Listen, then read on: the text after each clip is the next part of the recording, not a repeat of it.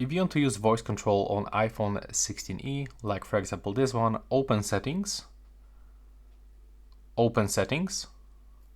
scroll down. So you have to just open the settings and go straight into accessibility. Now you'll have to navigate into voice control and simply turn it on and then set up with your language. After you do this, you can still change language if you want. Here you can tap and download some additional languages. And I can highly recommend you to go into these comments where you can actually find some base navigation. So that's what you have to say to actually go back, to go home. And you can also turn on or off some of this navigation. Let's try with this one, for example. Go home.